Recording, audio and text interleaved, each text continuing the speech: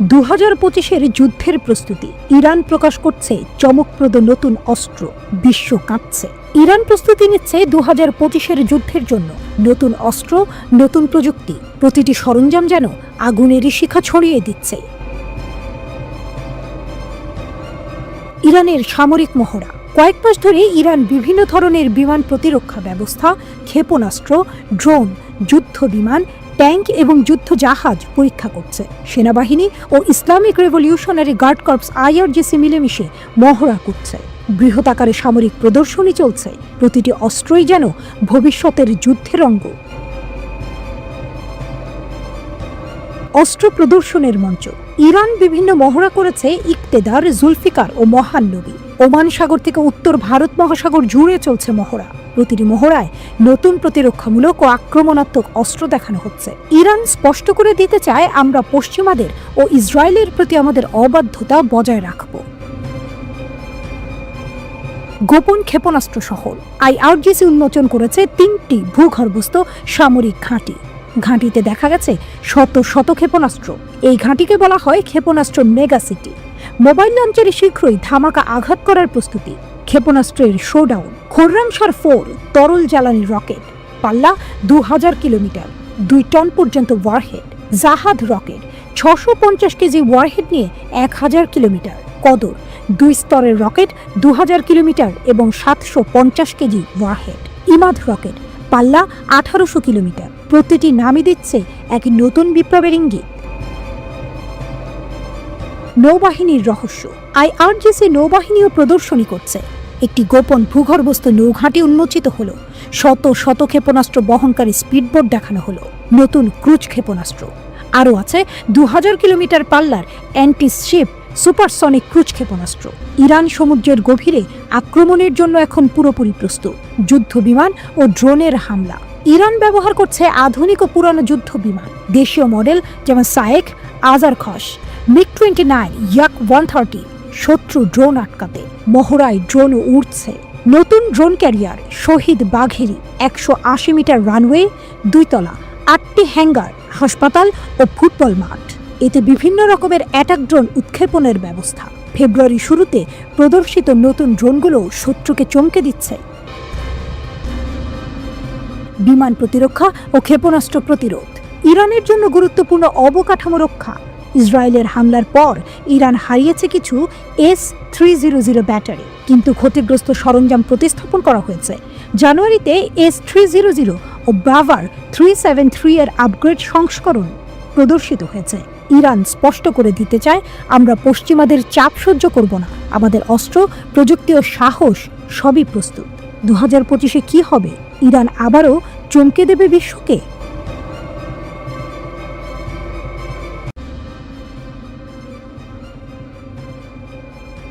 যুদ্ধ মানেই ধ্বংস, রক্তপাত, আতঙ্ক, কিন্তু কারো জন্য এটা বিশাল ব্যবসা। জানেন কি? একটি দেশ প্রতিদিন 7553 কোটি টাকা আয় করে শুধু অস্ত্র বিক্রি করে। হ্যাঁ, ঠিকই ধরেছেন, এই দেশ আমেরিকা। বিশ্বজুড়ে যুদ্ধ লাগলে সবাই আতঙ্কিত হয়, কিন্তু আমেরিকার অর্থনীতি আরও চাঙ্গা হয়ে ওঠে। তারা শুধু অস্ত্র বিক্রিই করে না, যুদ্ধের বাজার গরম রাখার মাস্টার মাইন্ডও। বিশ্বের সবথেকে বড় অস্ত্র রপ্তানিকারক দেশ আমেরিকা। একটা দেশ শুধু অস্ত্র বিক্রি করে কিভাবে প্রতিদিন হাজার হাজার কোটি টাকা আয় করে, শুনতে অবিশ্বাস্য লাগলেও এটাই সত্যি। স্টকহোম ইন্টারন্যাশনাল পিস রিসার্চ ইনস্টিটিউটের রিপোর্ট অনুযায়ী 2024 সালে আমেরিকার অস্ত্র বিক্রির পরিমাণ ছিল $318.7 বিলিয়ন।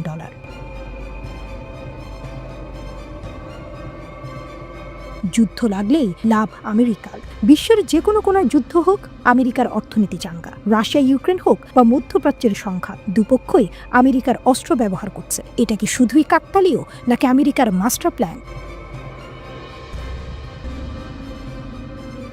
সবচেয়ে জনপ্রিয় অস্ত্র কোনগুলো? আমেরিকা শুধু বন্দুক বা রাইফেল বিক্রি করে না, তাদের সবচেয়ে হটকেক প্রোডাক্ট কোনটি? F-16, F-15, F-35 যুদ্ধ বিমান, প্যাট্রিয়ট, টমাহক ক্ষেপণাস্ত্র, ড্রোন ও ট্যাঙ্ক, মিসাইল সিস্টেম ও যুদ্ধ জাহাজ। বিশ্বের 40% অস্ত্র আমেরিকা বিক্রি করে। 2019 থেকে 2023 সালের মধ্যে বিশ্বব্যাপী মোট অস্ত্র রপ্তানির 40% এসেছে আমেরিকা থেকে। তারপরেই আছে রাশিয়া 16% এবং ফ্রান্স 11%। 2023 থেকে 29% বেশি বিক্রি। 2023 সালে আমেরিকার অস্ত্র বিক্রি ছিল $238.4 বিলিয়ন।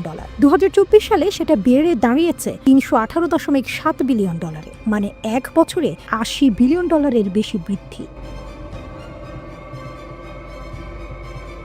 কিভাবে এত অস্ত্র বিক্রি করে? আমেরিকা শুধু অস্ত্র বানায় না, তারা কৌশলগতভাবে যুদ্ধ পরিস্থিতি তৈরি করে। যখনই কোনো দেশ নিজেদের প্রতিরক্ষা শক্তিশালী করতে চায়, প্রথম পছন্দ হয় আমেরিকা।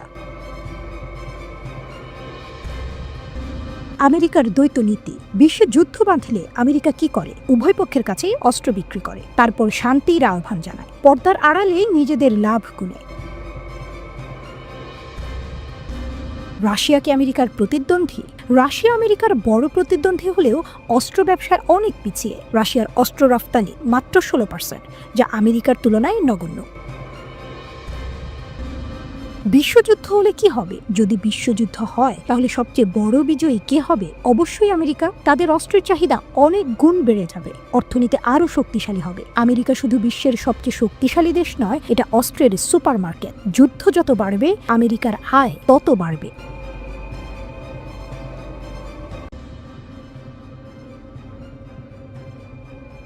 ইসরায়েলকে কি পুড়িয়ে দেবে ইরানের অতি গোপন অস্ত্র? ইসরায়েলের পারমাণবিক স্থাপনা আক্রমণ পরিকল্পনার পর আইআরজিসির শীতল সতর্কতা। ইসরায়েলের বেঁচে থাকার কোনো সম্ভাবনা নেই, হুঁশিয়ারি করলেন ব্রিগেডিয়ার জেনারেল কিউমার্স হেইদারি। আকাশে অদৃশ্য ঝড়ের ঘনঘটা, ভূমিতে নিঃশব্দে গর্জে ওঠা সাইক্লোন। এ যেন সেই মুহূর্ত যখন প্রতিরোধ আর প্রতিশোধ একে অপরের চোখে চোখ রাখে। আর সেই চোখে ঝলক দিচ্ছে ইরানের অপ্রকাশিত, অজানা কিন্তু ভয়ঙ্কর সব অস্ত্র। ইরান ঘোষণা করেছে তাদের সেনাবাহিনীর অস্ত্রাগারে রয়েছে এআই চালিত অতি গোপন অস্ত্র, যেগুলো এখন সম্পূর্ণরূপে সক্রিয়। এই অস্ত্রগুলো এতটাই শক্তিশালী যে প্রকাশ করলে শত্রুর রক্ত শীতল হয়ে আসবে। ব্রিগেডিয়ার জেনারেল কিউমার্স হেইদারি জানিয়ে দিয়েছেন, এগুলো প্রচলিত হলেও ক্ষমতায় ব্যতিক্রমী। এআই প্রযুক্তির সংযোজনে এগুলো যেন ধ্বংসযজ্ঞের নীরব বিপ্লব। তবে কৌশলগত কারণে এই অস্ত্র জনসম্মুখে প্রকাশ করা হয়নি। হেইদারির কণ্ঠে ছিল আত্মবিশ্বাস, ছিল পূর্বাভাস। ইরান প্রস্তুত। স্থলবাহিনী এখন আধুনিক, মোবাইল ও চটপটে ইউনিটে রূপান্তরিত। যে কোনো মুহূর্তে আক্রমণ করতে সক্ষম, যে কোনো হুমকির জবাবে বিদ্যুতের মতো ছুটে আসবে প্রতিক্রিয়া।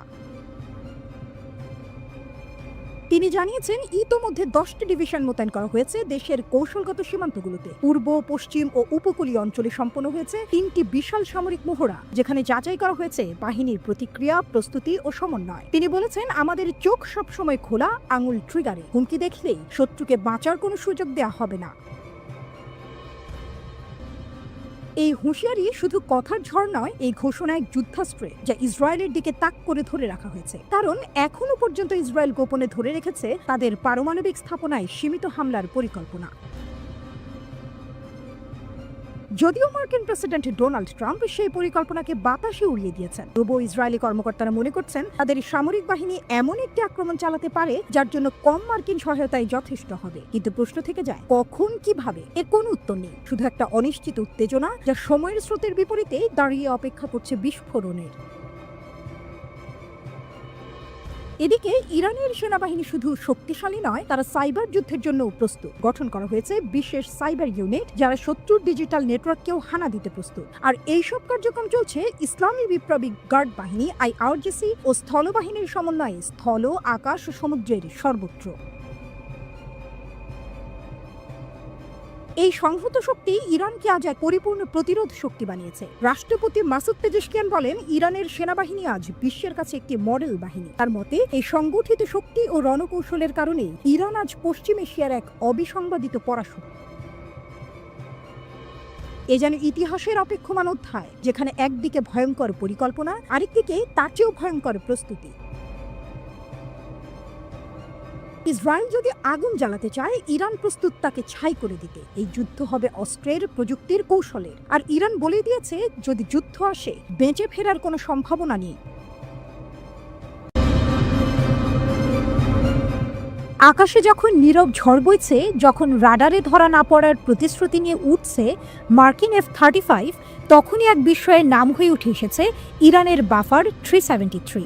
এটি কেবল একটি ক্ষেপণাস্ত্র প্রতিরক্ষা ব্যবস্থা নয়, এ যেন তেহরানের কণ্ঠে উচ্চারিত এক চ্যালেঞ্জ, যার প্রতিধ্বনি পৌঁছে গেছে ওয়াশিংটনের স্ট্র্যাটেজিক বাংকার থেকে শুরু করে তেল আবিবের যুদ্ধ পরিকল্পনা কক্ষে।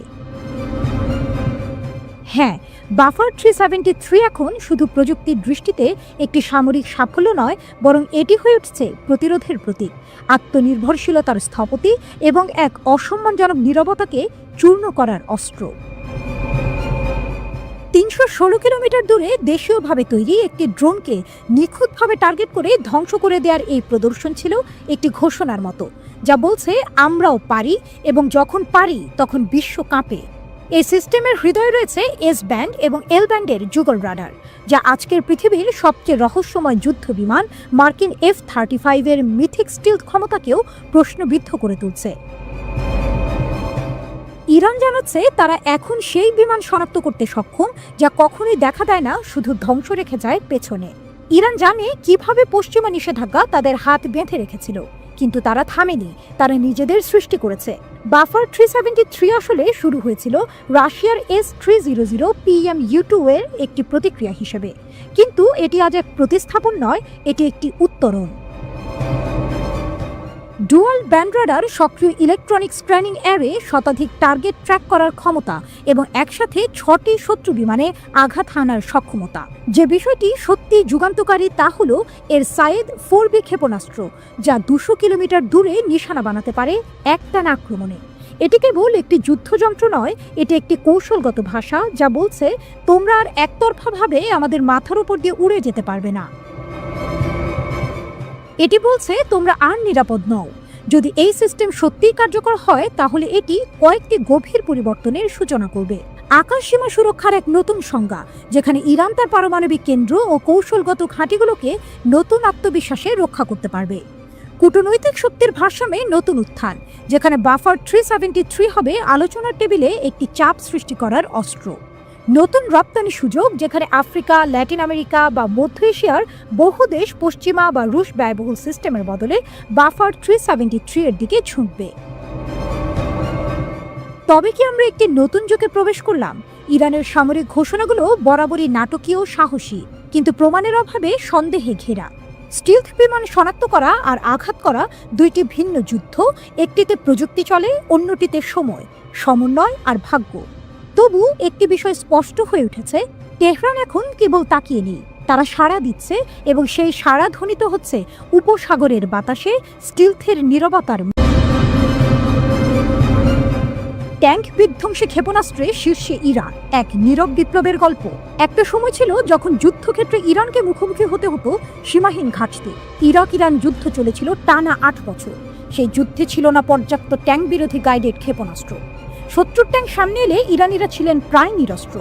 কিন্তু যুদ্ধ শেষ হওয়ার পর শুরু হয় প্রস্তুতি, শুরু হয় প্রতিশোধের বীজ বপন, শুরু হয় এক নতুন অধ্যায়। আজ সেই অধ্যায়ের নাম আলমাস। পার্স টুডের প্রতিবেদনে উঠে এসেছে এই গল্প। ইরান এখন আর পিছিয়ে নেই, বরং ট্যাঙ্ক বিধ্বংসী ক্ষেপণাস্ত্রে তারা বিশ্বমঞ্চের শীর্ষ সারিতে। আধিপত্য ভাঙার ঘোষণা। একসময়ের ট্যাঙ্ক ধ্বংসকারী ক্ষেপণাস্ত্রগুলোর ছিল এক বড় সীমাবদ্ধতা। তাতে ছিল না স্বাধীনতা, চালককে অবিরাম নজর রাখতে হতো লক্ষ্যবস্তুর উপর। ক্ষেপণাস্ত্র আঘাত হানার আগ পর্যন্ত থাকতে হতো গাইডেন্সে। এর মানে ছিল চালকও ঝুঁকির মধ্যে। যখন আধুনিক সেন্সর আর ড্রোন প্রযুক্তি এগিয়ে আসে, তখন পুরনো এই পদ্ধতিগুলো হয়ে পড়ে বিপজ্জনক। দৃষ্টিগোচরে থাকা মাত্রই ধরা পড়ে উৎক্ষেপণের স্থান। নির্দেশক ব্যক্তি হয়ে যায় সহজ টার্গেট। এই বাস্তবতায় দরকার পড়ে নতুন প্রজন্মের ক্ষেপণাস্ত্রের। ফায়ার অ্যান্ড ফরগেট মানে ছুঁড়ে দিলেই ভুলে যাও। টপ ডাউন অ্যাটাক মানে উপর থেকে ট্যাঙ্কের দুর্বল ছাদে আঘাত। পশ্চিমের দেশগুলো বানিয়েছে জ্যাভলিন ও স্পাইকের মতো ক্ষেপণাস্ত্র, আর ইরান তারা এনেছে আলমাস, একটি ক্ষেপণাস্ত্র যা সেই একচেটিয়া আধিপত্য ভেঙে দিয়েছে। আলমাস ইরানের ঘরোয়া প্রযুক্তির বিস্ময়। 2020 সালে প্রথম প্রকাশ পায় আলমাস ক্ষেপণাস্ত্র। আবাবিল 3 ড্রোন থেকে উৎক্ষেপণ করা হয়েছিল এটি। আঘাত করে সাজোয়া ড্রোন, দুর্গ, এমনকি সেনা সদস্যদের উপর। সবচেয়ে বড় কথা, এটি উৎক্ষেপণ করা হয় বিভিন্ন প্ল্যাটফর্ম থেকে। ড্রোন, হেলিকপ্টার, যানবাহন, এমনকি ব্যক্তিও এটি ব্যবহার করতে পারে। আলমাসের রয়েছে 4টি মডেল। আলমাস 1 পাল্লা 200 মিটার থেকে 4 কিলোমিটার। নির্দেশিকা পদ্ধতি 2 বিন্দু। বিশেষভাবে নির্মিত দুর্গ ধ্বংসে। আলমাস 2 পাল্লা 7 কিলোমিটার। উপযুক্ত সম্মুখভাগের গভীরে থাকা লক্ষ্যবস্তুতে আঘাত হানতে কোবরা হেলিকপ্টার থেকে উৎক্ষেপণ করা যায়। আলমাস 3 পাল্লা 10 কিলোমিটার। লক অন ক্ষমতা সম্পন্ন, অনুসরণ করে উন্নত নির্দেশিকা পদ্ধতি। বদর দেখতে আলমাসের মতোই, পাল্লা 200 থেকে 2000 মিটার। ভেদ করতে পারে 600 মিলিমিটার সাজোয়া ইস্পাত। এটা যেন ট্যাঙ্কের হৃদয়ে ঢুকে ছিঁড়ে ফেলা এক ইস্পাতের শানিত কবিতা। আলমাস 4 এবং এনলোস এখন উন্নয়ন পর্যায়ে, তাদের নিয়ে চলছে নীরব প্রস্তুতি ভবিষ্যতের আরও ধ্বংসাত্মক সংস্করণে। কৌশলগত জাদু। এই ক্ষেপণাস্ত্র শুধু যুদ্ধের সরঞ্জাম নয়, এটি কৌশলের অংশ। মোহাজের 10 ড্রোনের সঙ্গে যুক্ত হয়ে আলমাস হয়ে উঠেছে দূরপাল্লার আক্রমণের হাতিয়ার। নৌযুদ্ধে হালকা ও দ্রুতগামী শত্রু জাহাজ ধ্বংসে আলমাস এক সাশ্রয়ী সমাধান। এমনকি এটি প্রতিদ্বন্দ্বী দেশগুলোকে ব্যয়বহুল প্রতিরক্ষা কিনতে বাধ্য করে। সবচেয়ে বড় শক্তি হল আলমাস তৈরি হয়েছে ইরানের মাটিতে। বিদেশি নির্ভরতা নেই, নিজেদের প্রযুক্তিতে নিজেদের রক্ষা। এটাই ইরানের আত্মনির্ভরতা, এটাই তাদের কৌশলগত অগ্রগতি। পরিণতি। বিশ্বের চোখ এখন পশ্চিমের দিকে নয়, তারা তাকাচ্ছে পূর্বের ইরানে, যেখানে নিষেধাজ্ঞা ঠেলে চাপের দেয়াল ভেঙে তৈরি হয়েছে এক নতুন অস্ত্র বিপ্লব। আলমাস সেই বিপ্লবের মুখ। একটি দেশ যা একসময় ছিল প্রতিরক্ষায় দুর্বল, আজ তারা বিশ্বের সামরিক প্রযুক্তির শীর্ষে। ইরান এখন শুধু একটি দেশ নয়, একটি বার্তা, একটি ঘোষণা। আমরাও পারি, আমরাও শীর্ষে উঠি, আমরাও ইতিহাস লিখি।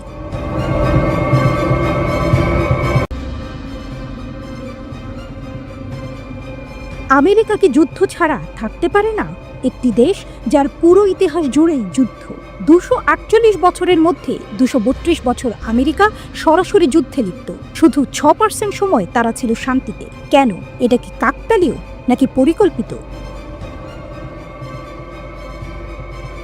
গণতন্ত্র রক্ষার নামে যুদ্ধ, স্বাধীনতা ছড়ানোর নামে আগ্রাসন, নাকি এর পেছনে রয়েছে বিশাল এক অর্থনৈতিক চক্র, অস্ত্র ব্যবসা, তেল দখল, রাজনৈতিক আধিপত্য?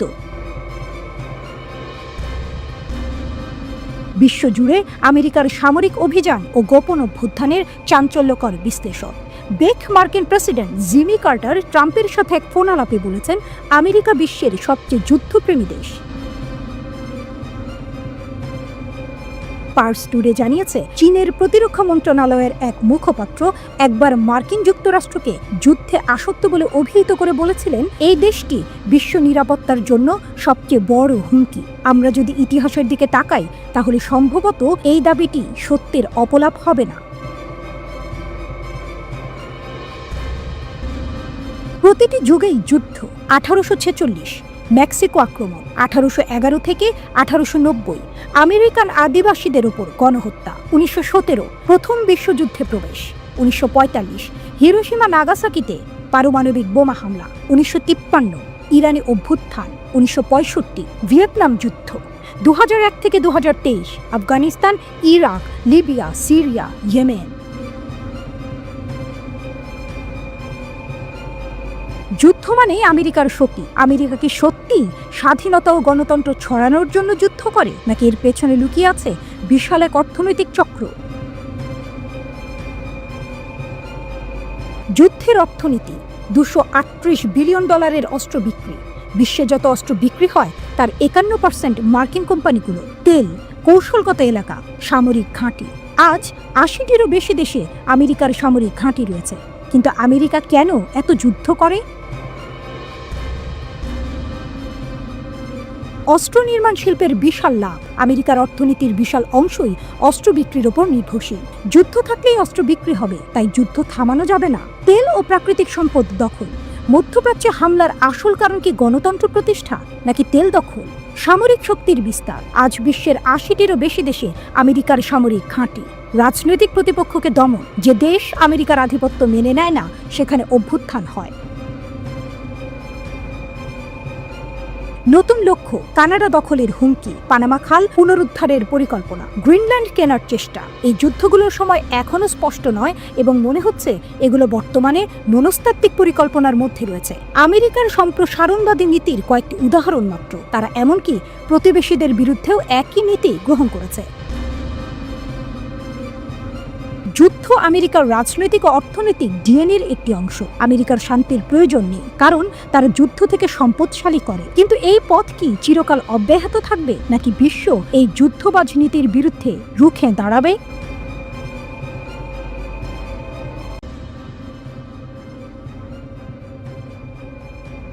ট্রাম্পকে বোমা ফেলবেন, নাকি জেগে উঠবে এক নতুন পারমাণবিক শক্তি? এক উত্তাল প্রশ্ন। মার্কিন প্রেসিডেন্ট ডোনাল্ড ট্রাম্প কি ইরানের পারমাণবিক স্থাপনাগুলিতে হামলা চালানোর নির্দেশ দেবেন? শুনতে ভয়ঙ্কর মনে হতে পারে, কিন্তু ঘটনাগুলো বলছে এই প্রশ্ন এখন শুধু কল্পনা নয়, বাস্তবতার খুব কাছাকাছি। দুটি বড় ঘটনা এই প্রশ্নের উত্তর গড়ে তুলতে পারে। প্রথমত, এই শনিবার দ্বিতীয় দফার যুক্তরাষ্ট্র ইরান পরমাণু আলোচনা বসতে চলেছে। যদি এই আলোচনায় চূড়ান্ত ব্যর্থতা আসে, তবে কূটনীতির সুতো ছিঁড়ে যেতে পারে খুব দ্রুত। দ্বিতীয়ত, জাতিসংঘের পরমাণু পর্যবেক্ষণ সংস্থার প্রধান তেহরান যাচ্ছেন। এই সফর যদি ইরানের ইউরেনিয়াম সমৃদ্ধকরণ ও পারমাণবিক উদ্দেশ্য সম্পর্কে কোনো সুনির্দিষ্ট তথ্য দিতে ব্যর্থ হয়, তবে চাপের পর্বত আরও উঁচু হবে। এখান থেকেই গল্পটা মোড় নেয় আরেকটি ঝড়ো দিকের দিকে। স্টিভ উইটকফ, ট্রাম্পের পশ্চিম এশিয়া বিষয়ক বিশেষ দূত, একটি বার্তা দিচ্ছেন বারবার: ইরানের সাথে যে কোনো চুক্তিতে থাকতে হবে কঠোর পর্যবেক্ষণ ও যাচাইয়ের নিয়ম। ইউরেনিয়াম কতটা সমৃদ্ধ হচ্ছে সেটা দেখতে হবে, অস্ত্র তৈরির চেষ্টা হলে ধরতে হবে, কিন্তু ইরান এখানে সরলভাবে বসে নেই। আইআরজিসির এক মুখপাত্র ঘোষণা দিয়েছেন, ইরানের সামরিক শক্তি, ক্ষেপণাস্ত্র ব্যবস্থা ও প্রতিরক্ষা কাঠামো নিয়ে কোনো আলোচনা হবে না। একেবারে লাল রেখা টেনে দিয়েছে তেহরান। কূটনীতি আজ ঝুলছে এক সূক্ষ্ম সুতোয়, তৈরি করছে সংঘর্ষের মঞ্চ। তাহলে কি ট্রাম্প বোমা ফেলবেন ইরানের পারমাণবিক স্থাপনায়? সবচেয়ে গুরুত্বপূর্ণ প্রশ্ন। যুক্তরাষ্ট্রের গোয়েন্দা তথ্য ও আন্তর্জাতিক পারমাণবিক পর্যবেক্ষণ সংস্থার মতে, তেহরান চাইলে খুব দ্রুত পারমাণবিক বোমা তৈরি করতে পারে। অর্থাৎ ইরান এখন এক বিপজ্জনক সীমার কাছাকাছি পৌঁছে গেছে। উইটকফ ফক্স নিউজকে বলেছেন, শান্তিপূর্ণ পারমাণবিক কর্মসূচির জন্য 3.67% ইউরেনিয়ামই যথেষ্ট, যেটা নির্ধারণ করা হয়েছিল 2015 সালের ঐতিহাসিক চুক্তিতে। কিন্তু ট্রাম্প নিজেই 2018 সালে সেই চুক্তি ছিঁড়ে ফেলেছিলেন। ইরান এখন আর 3.67% নেই, তারা 60% পর্যন্ত ইউরেনিয়াম সমৃদ্ধ করছে, মাত্র 30% দূরে অস্ট্রো গ্রেড উপাদান থেকে। আন্তর্জাতিক পারমাণবিক সংস্থা বলছে, ইরানের হাতে 275 কেজির মতো 60% সমৃদ্ধ ইউরেনিয়াম আছে, একটি বিপজ্জনক ভান্ডার। মার্কিন কর্মকর্তারা সতর্ক করছেন, রাজনৈতিক সিদ্ধান্ত এলেই মাত্র 7 থেকে 10 দিনের মধ্যে এই মজুদকে 90% অস্ট্রো গ্রেডে রূপান্তর করা সম্ভব। আর একটা কার্যকর বোমা তৈরি হতে পারে 12 থেকে 18 মাসে। তবে কিছু বিশেষজ্ঞ মনে করেন 6 মাস বা তারও কম সময়ে ইরান একটি বেসিক পারমাণবিক বোমা বানিয়ে ফেলতে পারে, যদি তাদের বৈজ্ঞানিক টিম এখনই কাজে নামে। আর গুরুত্বপূর্ণ ব্যাপার, সেই টিমগুলো প্রস্তুতি আছে।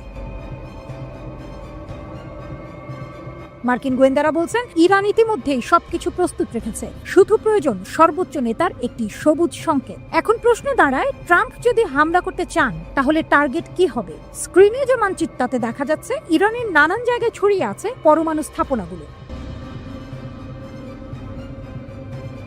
উইটকফ অবশ্য বলছেন, তিনি পুরো অবকাঠামো ধ্বংস চান না, বরং চান যাচাই, তদারকি ও সতর্ক পর্যবেক্ষণ। তার মতে, পারমাণবিক অস্ত্র বানানো শুধু ইউরেনিয়াম নয়, এতে রয়েছে ওয়ারহেড ডিজাইন, ডেলিভারি সিস্টেম আর বিস্ফোরণ ঘটানোর জন্য নির্দিষ্ট ট্রিগার মেকানিজম। এই মন্তব্যগুলো তিনি করেছেন মাত্র কয়েকদিন আগে, যখন তিনি ওমানে ইরানি কর্মকর্তাদের সঙ্গে একটি উচ্চ পর্যায়ের আলোচনা চালিয়েছিলেন। উভয় পক্ষই বলেছে আলোচনা ছিল গঠনমূলক। ইরান বলেছে আলোচনা ভালো হয়েছে, তবে মার্কিন যুক্তরাষ্ট্রকে আহ্বান জানিয়েছে তারা যেন ইরানের অভ্যন্তরীণ বিষয়ে হস্তক্ষেপ না করে। ওয়াশিংটনে প্রেসিডেন্ট ট্রাম্প সাংবাদিকদের বললেন, আমি এই সমস্যার সমাধান করব, এটা সহজ। আমি চাই ওরা ধনী শক্তিশালী দেশ হোক, কিন্তু একটা শর্ত, ওদের পারমাণবিক অস্ত্র থাকতে পারবে না। যদি খুব কঠোর কিছু করতে হয়, তাও করব। অন্যদিকে ইরান বলছে তাদের পারমাণবিক কর্মসূচি শান্তিপূর্ণ। তারা ইউরেনিয়াম সমৃদ্ধ করছে চিকিৎসা ও জ্বালানি চাহিদার জন্য, অস্ত্রের জন্য নয়। তাদের দাবি যে নিষেধাজ্ঞাগুলো বছরের পর বছর ইরানিদের শাস্তি দিয়েছে, সেগুলো তুলে নেওয়া হোক। এটাই তাদের মূল শর্ত। মাস্কাটে আলোচনায় তারা তা স্পষ্ট করেছে। ইরানের রাষ্ট্রীয় গণমাধ্যমও বলছে তাদের ক্ষেপণাস্ত্র বা আঞ্চলিক শক্তি নিয়ে কোনো আলোচনা চলবে না। তাদের লাল রেখা স্পষ্ট, আর প্রতিটি বৈঠকের সঙ্গে সঙ্গে এই রেখাগুলো হয়ে উঠছে আরো কঠিন, আরো অদম্য।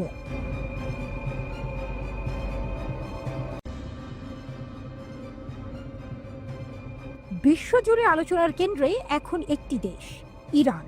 আর এর কারণ হলো তাদের বাড়তে থাকা পারমাণবিক কার্যক্রম, যা আমেরিকা ও পশ্চিমা দেশগুলোর জন্য বড় চিন্তার কারণ হয়ে দাঁড়িয়েছে। রহস্যময় সুড়ঙ্গ, মাটির গভীরে কি বানাচ্ছে ইরান? জানেন কি, ইরান এমন এক পরমাণু প্রকল্প তৈরি করছে যা সাধারণ অস্ত্র বা প্রযুক্তি দিয়ে সহজে ধ্বংস করা প্রায় অসম্ভব। পশ্চিমা দেশগুলোর কঠোর নজরদারি আর হুমকির মধ্যেও ইরান তাদের পরমাণু কর্মসূচিকে এক নতুন মাত্রায় নিয়ে যাচ্ছে। বিশেষজ্ঞরা বলছেন ইরান এমন এক সুরক্ষিত অবস্থানে পৌঁছে যাচ্ছে যা বিশ্বের ক্ষমতার ভারসাম্যকে পুরোপুরি বদলে দিতে পারে। ইরানকে নিয়ে আমরা বহুবার খবর দেখেছি, কখনো পারমাণবিক বিতর্ক নিয়ে, কখনো যুদ্ধের হুমকি বা কূটনৈতিক টানাপোড়েন নিয়ে। বিশেষ করে আমেরিকা আর ইসরায়েলের সঙ্গে তাদের সম্পর্ক সবসময়ই গরম থাকে। এই দেশের চারপাশেই যেন একটা অদৃশ্য যুদ্ধের পরিবেশ। কিন্তু একবার ভাবুন তো, যে দেশটিকে আমরা এতদিন শুধু সমস্যা আর সংঘাতের প্রতীক হিসেবে দেখেছি, সেই দেশটি যদি একদিন বিশ্বের সবচেয়ে শক্তিশালী এবং ইতিবাচক শক্তিতে পরিণত হয়, তাহলে কেমন হবে? সম্ভবত ইরান সেদিকেই এগুচ্ছে। তাদের প্রতিরক্ষা ব্যবস্থা, বৈজ্ঞানিক উন্নতি আর কৌশল দেখলে বোঝা যায় ইরান শুধু নিজেদের সুরক্ষার জন্য নয়, বরং বিশ্বমঞ্চে নতুন এক পরিচয় তৈরির দিকে মনোযোগ দিচ্ছে। পাহাড়ের আড়ালে গোপন কার্যক্রম, স্যাটেলাইট যা দেখছে। ইরান তাদের প্রধান পারমাণবিক স্থাপনার কাছে দুটি বিশাল সুড়ঙ্গ কমপ্লেক্সের চারপাশে শক্তিশালী প্রতিরক্ষা ব্যবস্থা তৈরি করছে। যুক্তরাষ্ট্র ও ইসরায়েল এই স্থাপনাগুলোর দিকে কড়া নজর রাখছে এবং হামলার হুমকিও দিচ্ছে। ইরানও বুঝতে পারছে যদি সুরক্ষা জোরদার না করা হয় তাহলে যে কোনো সময় বড় বিপদ হতে পারে। তাই তারা পাহাড়ের নিচে এমন সুড়ঙ্গ বানাচ্ছে যেখানে আক্রমণ করা মোটেও সহজ হবে না। আসলে ইরান পাহাড়ের নিচে কি তৈরি করছে, আর যদি এটি পারমাণবিক কাজে হয় তাহলে তা কিভাবে চলছে? International atomic energy agency IAEA কি বলছে এই বিষয়ে, চলুন খুঁজে দেখা যাক। Institute for science and international security satellite ছবি বিশ্লেষণ করে জানিয়েছে যে ইরান এই সুড়ঙ্গগুলোর চারপাশে উঁচু দেয়াল তৈরি করছে। এই সুড়ঙ্গগুলো পাহাড়ের অনেক গভীরে, যেখানে সহজে কেউ ঢুকতে পারবে না। তারা আরও নতুন দেয়াল তৈরি করছে যাতে বাইরের কোনো আক্রমণ সফল না হয়। তাহলে কি ইরান শুধুই নিজেদের রক্ষার জন্য এত কিছু করছে? আসলে ব্যাপারটা আরও গভীর। ইরান জানে বিশ্ব রাজনীতিতে টিকে থাকতে হলে শুধু প্রতিরক্ষা নয়, নিজেদের শক্তি ও অবস্থানকেও শক্তিশালী করতে হয়। 2015 সালে আমেরিকার সঙ্গে যে পরমাণু চুক্তি হয়েছিল তা ভেঙে যাওয়ার পর থেকেই ইরান অনেক কিছু শিখেছে। তারা এখন শুধু নিজেদের বাঁচানোর চেষ্টা করছে না, বরং বিজ্ঞান, প্রযুক্তি এবং কূটনৈতিক শক্তিকেও সমান গুরুত্ব দিচ্ছে। ইরান উন্নত সেন্ট্রিফিউজ তৈরি করছে যা দিয়ে শুধু পারমাণবিক শক্তি নয়, চিকিৎসা, কৃষি ও অন্যান্য শিল্পেও বড় পরিবর্তন আনা সম্ভব। তারা বারবার বিশ্বকে বলছে যে তাদের পারমাণবিক কর্মসূচি শান্তিপূর্ণ। ইরান চায় এই প্রযুক্তি দিয়ে নিজেদের দেশের উন্নতি ঘটাতে এবং আন্তর্জাতিক অঙ্গনে নিজেদের প্রভাব বাড়াতে। IAEA এর উদ্বেগ শান্তিপূর্ণ নাকি গোপন কর্মসূচি? তবে জাতিসংঘের international atomic energy agency IAEA এর মহাপরিচালক রাফায়েল গ্রসি অন্য কথা বলছেন। তার মতে ইরান এখন এমন এক পর্যায়ে পৌঁছেছে যেখানে তাদের প্রতিটি পদক্ষেপ গুরুত্বপূর্ণ। তিনি বলছেন ইরান শুধু নিজেদের রক্ষার চেষ্টা করছে না, বরং ভবিষ্যতের জন্য অনেক বড় পরিকল্পনা করছে, আর সেটা গোপন পারমাণবিক কর্মসূচিও হতে পারে। গ্রসি বলেছেন নতুন তৈরি করা সুড়ঙ্গগুলোতে পারমাণবিক কার্যক্রম হচ্ছে কিনা তা উড়িয়ে দেওয়া যায় না। এই বিষয়ে IAEA বরাবর তেহরানের সঙ্গে আলোচনা করেছে। তবে ইরান IAEA কে বলেছে যে যদি কোনো পারমাণবিক উপকরণ স্থাপন করা না হয় তাহলে কোনো নতুন স্থাপনা সম্পর্কে জানানো তাদের আইনি বাধ্যবাধকতা নয়। তারা এটিকে নিজস্ব বিষয় বলে উল্লেখ করেছে। এটা স্পষ্ট যে এই স্থানটি অত্যন্ত গুরুত্বপূর্ণ এবং ইরানের পারমাণবিক কর্মসূচির সঙ্গে সম্পর্কিত হতে পারে। এখানে গভীর খনন কাজ ও নির্মাণ চলছে। যদিও ইরান সবসময় বলছে শান্তিপূর্ণ পারমাণবিক প্রযুক্তি তাদের অধিকার এবং তারা এই অধিকার ছাড়বে না। স্যাটেলাইট চিত্রে দেখা গেছে সুড়ঙ্গের মজবুত প্রবেশপথ এবং পাহাড়ের চারপাশে উঁচু দেয়াল তৈরি করা হয়েছে। আরও দেয়াল বসানোর জন্য খনন কাজ চলছে। নিরাপত্তার এই বেষ্টনীর উত্তরাংশ নাতাঞ্জ স্থাপনার নিরাপত্তা বেষ্টনীর সঙ্গে যুক্ত হয়েছে। ইসরায়েলের প্রধানমন্ত্রী বেনিয়ামিন নেতানিয়াহু স্পষ্ট করে বলেছেন, যে কোনো মূল্যে ইরানের পুরো পারমাণবিক কর্মসূচি বন্ধ করতে হবে। বিশ্লেষকরা বলছেন, ইরান হয়তো নজরদারির চোখ এড়িয়ে গোপনে পরমাণু অস্ত্রের দিকে এগোচ্ছে। আর যদি তা সত্যিই ঘটে, তাহলে ইরান শুধু মধ্যপ্রাচ্যের নয়, পুরো বিশ্বের ক্ষমতার মানচিত্র পাল্টে দিতে পারে। পারস্য উপসাগরের এই দেশের অদম্য যাত্রা কি থামাতে পারবে পশ্চিমা বিশ্ব? ইরান কি কেবল আঞ্চলিক শক্তি হিসেবে থেমে থাকবে, নাকি ধীরে ধীরে বিশ্বের এক নতুন পরমাণু সুপার পাওয়ার হিসেবে আত্মপ্রকাশ করবে? মধ্যপ্রাচ্যের আকাশ কি ফের বারুদের গন্ধে ভারী হয়ে উঠবে? যুদ্ধ যেন দরজায় কড়া নাড়ছে। ইসরায়েল যেমন প্রস্তুত, তেমনি ইরানও বসে নেই। শোনা যাচ্ছে খুব শীঘ্রই বিশ্ব দেখতে যাচ্ছে ইরানের অপারেশন ট্রু প্রমিস 3। ধারণা করা হচ্ছে এই অপারেশন আগের চেয়ে কমপক্ষে 3 গুণ বেশি শক্তিশালী হবে। কিন্তু কিভাবে ইরান এই ভয়াবহ পরিকল্পনা বাস্তবায়ন করবে? চলুন জেনে নিই তার আদ্যোপান্ত। ইরানের আকাশে এখন থমথমে অবস্থা। যে কোনো মুহূর্তে শুরু হতে পারে এক বিশাল বিস্ফোরণ। যে আগুন একবারে জ্বলে উঠেছে তা সহজে নিভে যাওয়ার নয়। ইসরায়েল হামলার জন্য প্রস্তুত, কিন্তু ইরানও চুপচাপ বসে নেই। তারা নিয়ে এসেছে এক প্রতিশোধের মহাকাব্য, অপারেশন ট্রু প্রমিস 3। একসময় ইসরায়েল আর যুক্তরাষ্ট্র ইরানকে নিষেধাজ্ঞা দিয়ে কোণঠাসা করতে চেয়েছিল, ভেঙে ফেলতে চেয়েছিল তাদের অর্থনীতি। কিন্তু সেই ইরান এখন বদলে গেছে। তাদের হাতে আছে ভয়ঙ্কর হাইপারসনিক অস্ত্র। এই অস্ত্রগুলো এতটাই উন্নত যে চোখের পলকে লক্ষ্যবস্তুতে আঘাত হানতে পারে এবং নিজেই লক্ষ্যবস্তু নির্বাচন করতে পারে। সবচেয়ে বড় কথা, কোনো এয়ার ডিফেন্স সিস্টেম দিয়ে এগুলো ঠেকানো প্রায় অসম্ভব। নতুন করে আলোচনা এসেছে কাশেম বাসেল নামের এক ভয়াল ব্যালিস্টিক মিসাইল, যার পাল্লা 1200 কিলোমিটার পর্যন্ত। এটি ছোড়া মানেই শত্রুপক্ষের জন্য নিশ্চিত ধ্বংস। শুধু অস্ত্র বানালেই তো হয় না, দরকার সেগুলোকে সুরক্ষিত রাখার জায়গা। ইরান ঠিক সেটাই করেছে। পাহাড়ের গভীরে মাটির নিচে তারা তৈরি করেছে পৃথিবীর সবচেয়ে বিপজ্জনক আন্ডারগ্রাউন্ড মিসাইল ঘাঁটি। স্যাটেলাইট বা বিমান হামলা করেও এই ঘাঁটিগুলো খুঁজে পাওয়া বা ধ্বংস করা অসম্ভব। ধারণা করা হচ্ছে এই লুকানো ঘাঁটি থেকেই শুরু হবে ট্রু প্রমিস 3 এর ধ্বংসযজ্ঞ। ইসরায়েল হয়তো ভাবছে ইরানের প্রতিরোধের অক্ষও দুর্বল হয়ে গেছে, কিন্তু বাস্তবতা বলছে উল্টোটা। ইয়েমেন থেকে ব্যালিস্টিক মিসাইল সরাসরি ইসরায়েলের বেন গুরিয়ন বিমানবন্দরের দিকে ছোড়া হচ্ছে। অন্যদিকে লেবানন সীমান্তে হিজবুল্লাহ শত শত রকেট লঞ্চার সাজিয়ে রেখেছে। ইরানের রিভলিউশনারি গার্ড কর্পসের প্রধান মেজর জেনারেল হোসেন সালামিও যুদ্ধের ইঙ্গিত দিয়েছেন তার কণ্ঠে। এইবার প্রতিশোধ হবে ভয়াবহ। 3 ধাপের ধ্বংসাত্মক পরিকল্পনা। এবারের অপারেশন শুধু এক দফার হবে না, এটি হবে 3 ধাপের ধ্বংসাত্মক পরিকল্পনা। প্রথম ধাপ, প্রথমে আঘাত আসবে ইসরায়েলের এয়ারবেস এবং রাডার সিস্টেমে। দ্বিতীয় ধাপ, এরপর সীমান্ত থেকে হিজবুল্লাহর ক্ষেপণাস্ত্রের বৃষ্টি ঝরে পড়বে। তৃতীয় ধাপ, সবশেষে আন্ডারগ্রাউন্ড ঘাঁটি থেকে ইরানের হাইপারসনিক মিসাইল নেমে আসবে।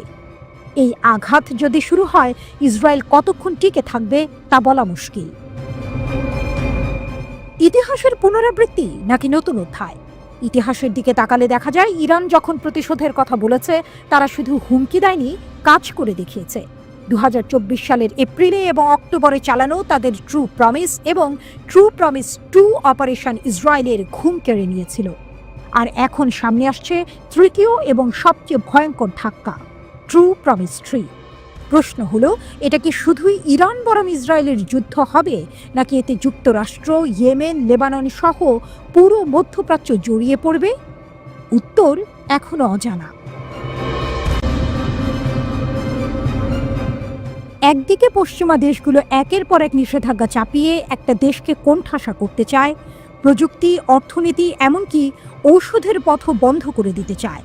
আর অন্যদিকে সেই দেশটা যদি মাথা উঁচু করে বলে আমি নিজের পায়ে দাঁড়াবো, তখন তা শুধুই একটা রাষ্ট্র থাকে না, হয়ে ওঠে একটা আদর্শ। আর সেই আদর্শের নাম ইরান।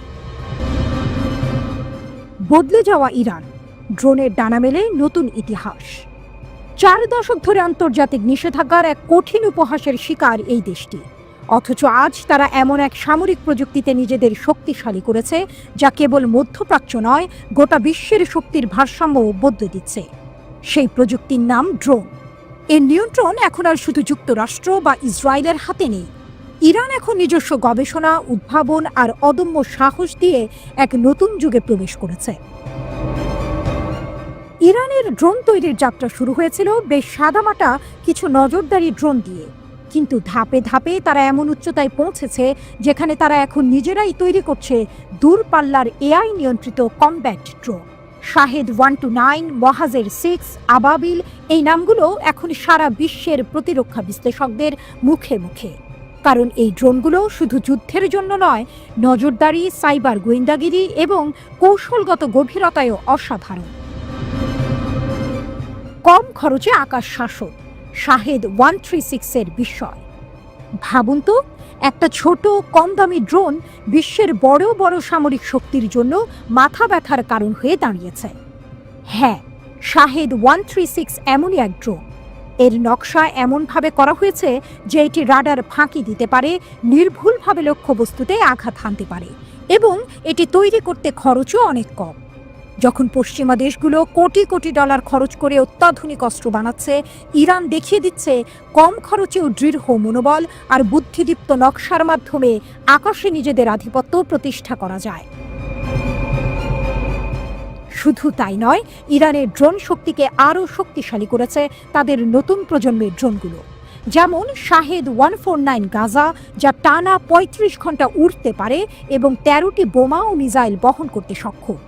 এই ড্রোনটি যুক্তরাষ্ট্রের বিখ্যাত MQ-9 রিপারের সঙ্গে তুলনীয়। আছে কারার নামের একটি জেট চালিত ড্রোন, যা ঘন্টায় 900 কিলোমিটার গতিতে ছুটতে পারে এবং মাঝারি পাল্লার ক্রুজ মিসাইল বহন করতে পারে।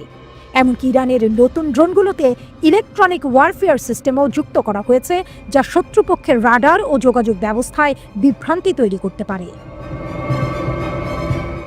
ড্রোন কূটনীতি এক নতুন ভূ রাজনৈতিক সমীকরণ। ইরানের ড্রোন প্রযুক্তি কেবল যুদ্ধের মাঠে ব্যবহারের জন্য নয়, এটি এক ধরনের ভূ রাজনৈতিক বার্তা। তারা বলতে চাইছে, আমরা নিজেদেরটা নিজেরাই তৈরি করব, কারো দয়া চাইব না। আর যদি কেউ আমাদের ঘিরে ফেলতে চায়, তাহলে আকাশ থেকে আমরা দৃঢ় প্রতিরোধ গড়ে তুলব। এই ড্রোন প্রযুক্তি তেহরানের প্রতিরোধের প্রতীক। যখন মুসলিম বিশ্বের বেশিরভাগ দেশ পশ্চিমা সামরিক শিল্পের ওপর নির্ভরশীল, তখন ইরান দেখিয়েছে নিজেদের প্রযুক্তি ব্যবহার করেও শক্তিশালী হওয়া সম্ভব। তারা শুধু নিজেদের জন্য ড্রোন তৈরি করছে না, রপ্তানিও করছে। সিরিয়া, লেবানন, ইরাক এবং এমনকি আফ্রিকার কিছু দেশও এখন ইরানের ড্রোনের কার্যকারিতা দেখে আগ্রহী। এটি এক নতুন ধরনের ড্রোন ডিপ্লোম্যাসি, যা কম খরচের প্রযুক্তির মাধ্যমে বন্ধুত্ব, প্রতিরোধ এবং সম্মিলিত আত্মরক্ষার এক নতুন অধ্যায় তৈরি করছে। অনেকেই এই ড্রোনগুলোকে সস্তার সন্ত্রাস বলছে, কিন্তু প্রশ্ন হলো, কার জন্য সন্ত্রাস? যারা আকাশে নিজেদের একচেটিয়া আধিপত্য চায়, যারা মনে করে প্রতিরোধ করা মানেই অপরাধ, তাদের চোখে অবশ্যই ইরান এক সমস্যার নাম। কিন্তু যারা বিশ্বে শক্তির ভারসাম্য দেখাতে চায়, যারা চায় প্রতিটি জাতির নিজস্ব অস্তিত্ব ও নিরাপত্তা নিশ্চিত হোক, তাদের কাছে ইরান এক সাহসী অনুপ্রেরণা। ইরানের এই সামরিক সক্ষমতা কোনো আগ্রাসন নয়, এটি তাদের প্রতিরক্ষার জন্য।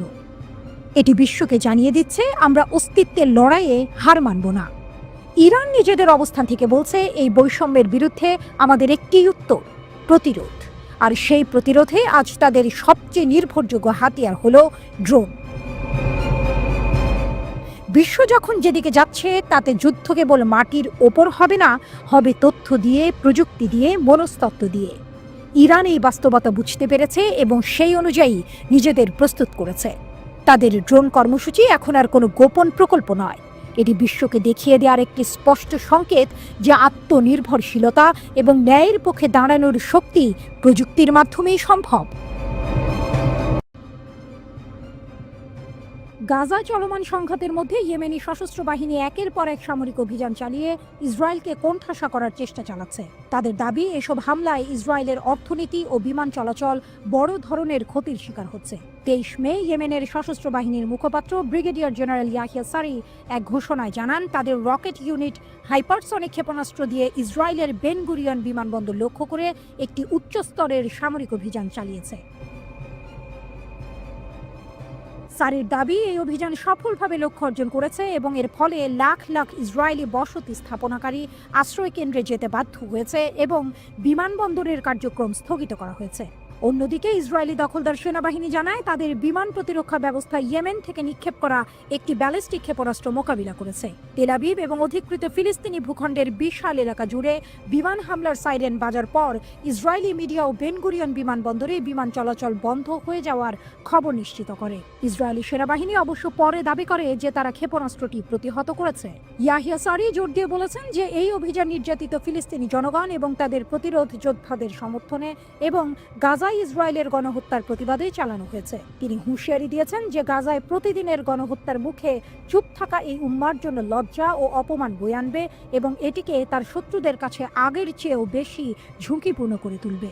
সারি আরও জানান, ওয়াইএএফ এর অভিযান ততক্ষণ পর্যন্ত অব্যাহত থাকবে এবং তীব্রতর হবে যতক্ষণ না গাজার উপর ফিলিস্তিনি আগ্রাসন বন্ধ করা হয় এবং ফিলিস্তিনি ছিটমহলের ওপর আরোপিত অবরোধ প্রত্যাহার করা হয়। কৌশলগত অর্থনৈতিক কেন্দ্রে ইয়েমেনের আঘাত, হাইফা ও ইলাত বন্দরের পরিস্থিতি। আনসার আল্লাহ এর রাজনৈতিক ব্যুরোর একজন সিনিয়র সদস্য মোহাম্মদ আল ফারাহ নিশ্চিত করেছেন, ইয়েমেনের সর্বশেষ সামরিক অভিযান অধিকৃত ফিলিস্তিনি অঞ্চলের কৌশলগত অর্থনৈতিক কেন্দ্র হাইফা বন্দরকে লক্ষ্য করে চালানো হয়েছে। আল মায়াদিনের সাথে কথা বলতে গিয়ে আল ফারাহ সতর্ক করে দিয়েছেন যে আরও আকস্মিকতা আসছে এবং প্রকাশ করেছেন, ইয়েমেনি সশস্ত্র বাহিনী এখন হাইফা এবং বেন গুরিয়ন বিমানবন্দর বন্ধ করার জন্য কাজ করছে, ঠিক যেমন তারা ইলাত বন্দরের সাথে করেছিল, যা মূলত অকার্যকর রয়ে গেছে। আল ফারাহ জোর দিয়ে বলেছেন, ইয়েমেনের ক্ষেপণাস্ত্র অভিযান ইসরায়েলি অর্থনীতিকে মারাত্মকভাবে ক্ষতিগ্রস্ত করেছে, বিশেষ করে পর্যটন এবং বিনিয়োগ খাতে। আমাদের অভিযানের পরে কেউ আর ইসরায়েলে বিনিয়োগ বা ছুটি কাটানোর কথা ভাবছে না, তিনি যোগ করেছেন। ইলাত বন্দরের কথা উল্লেখ করে আল ফারাহ জানান, ইয়েমেনে হামলার ফলে লোহিত সাগরে পরিবহন ও বিমা খরচ বেড়েছে, পাশাপাশি ব্যাপক ছাঁটাইও হয়েছে। তিনি বেশ কয়েকটি আরব সরকারকে ফিলিস্তিনি জনগণের বিনিময়ে ইসরায়েলি দখলদারিত্বের অবস্থানকে শক্তিশালী করার জন্য অভিযুক্ত করেছেন। অনেক আরব সরকার ইসরায়েলের সুবিধার্থে দুর্বলতা স্থাপন করছে, তিনি বলেন। কিছু ফিলিস্তিনিদের পিঠে ছুরি মারছে। আল ফারাহ মার্কিন যুক্তরাষ্ট্রের সাথে সম্ভাব্য যুদ্ধবিরতির প্রতিবেদনের বিষয়েও কথা বলেছেন। তিনি দাবি করেন যে চুক্তিটি আনসার আল্লাহ থেকে নয়, বরং আমেরিকান পক্ষ থেকে এসেছে, যারা যুদ্ধবিরতির জন্য আলোচনার অনুরোধ করেছিল। তিনি নিশ্চিত করেছেন যে মার্কিন বাহিনী ইয়েমেনের বিরুদ্ধে তাদের আগ্রাসনে ভারী ক্ষতির সম্মুখীন হয়েছে, যার মধ্যে 7টি ড্রোন এবং 2টি যুদ্ধ বিমান ভূপাতিত করাও অন্তর্ভুক্ত।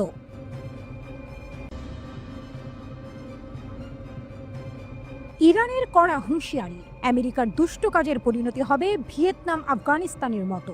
তেহরান থেকে তীব্র বার্তা, ইরানের সশস্ত্র বাহিনী মার্কিন যুক্তরাষ্ট্রকে এক কঠোর হুঁশিয়ারি দিয়েছে। তাদের বক্তব্য, আঞ্চলিক দেশগুলোকে ইরানের বিরুদ্ধে উস্কে দিয়ে আমেরিকা আবারও মারাত্মক ভুল করছে, যার পরিণতি ভিয়েতনাম ও আফগানিস্তানের বিপর্যয়ের মতো হতে পারে। শুধু তাই নয়, ইরান যে কোনো মার্কিন ভুল পদক্ষেপের বিরুদ্ধে পুরোপুরি প্রস্তুত বলেও জানিয়েছে তারা। ইরানের সশস্ত্র বাহিনীর জেনারেল স্টাফের এক বিবৃতিতে মার্কিন প্রেসিডেন্ট ডোনাল্ড ট্রাম্পের সাম্প্রতিক উস্কানিমূলক কার্যকলাপের তীব্র নিন্দা জানানো হয়েছে। ট্রাম্পের তেহরান বিষয়ক ভিত্তিহীন মন্তব্য এবং পারস্য উপসাগরীয় আরব রাষ্ট্রগুলিতে তার সাম্প্রতিক সফরে বহু ট্রিলিয়ন ডলারের অস্ত্র চুক্তিতে স্বাক্ষরকেই এই উস্কানির মূল কারণ হিসেবে উল্লেখ করা হয়েছে। বিবৃতিতে ট্রাম্পকে সরাসরি মিথ্যাবাদী রাষ্ট্রপতি হিসেবে আখ্যা দেওয়া হয়েছে। সৌদি আরব সফরে ট্রাম্প ইরানকে পশ্চিম এশিয়া অঞ্চলের সবচেয়ে ধ্বংসাত্মক শক্তি হিসেবে উল্লেখ করেছিলেন, যা ইরানের সামরিক বাহিনীর বিবৃতিতে বিশেষভাবে তুলে ধরা হয়েছে। ট্রাম্প দাবি করেছিলেন, ইরানকে তার পারমাণবিক কর্মসূচি পুরোপুরি ত্যাগ করতে হবে, যা ইরানি কর্মকর্তারা বরাবরই উড়িয়ে দিয়েছেন। তিনি আরও সতর্ক করেন, পারমাণবিক কার্যক্রম চালিয়ে গেলে ইরানকে এর পরিণতির মুখোমুখি হতে হবে। তবে ইরানের সশস্ত্র বাহিনী এর পাল্টা জবাব দিয়ে বলেছে, এই অঞ্চলে আমেরিকান প্রেসিডেন্টের কর্মকাণ্ড ইরান ভীতির আড়ালে ভ্রাতৃপ্রতিম দেশগুলি থেকে কোটি কোটি ডলার লুট করার উদ্দেশ্যে তৈরি করা হয়েছে। ট্রাম্পের এই সফরে তিনি সৌদি আরব, কাতার এবং সংযুক্ত আরব আমিরাতের সাথে $2 ট্রিলিয়ন বেশি সামরিক অর্থনৈতিক চুক্তি করেছেন, যা ইরানের এই দাবির পেছনে একটি বড় কারণ। বিবৃতিতে স্পষ্টভাবে সতর্ক করা হয়েছে যে কোনো দুষ্টু কাজ ভিয়েতনাম এবং আফগানিস্তানে ওয়াশিংটনের বিপর্যয়কর এবং অত্যন্ত মারাত্মক সামরিক জটলা তৈরির মতো পরিণতি ডেকে আনবে।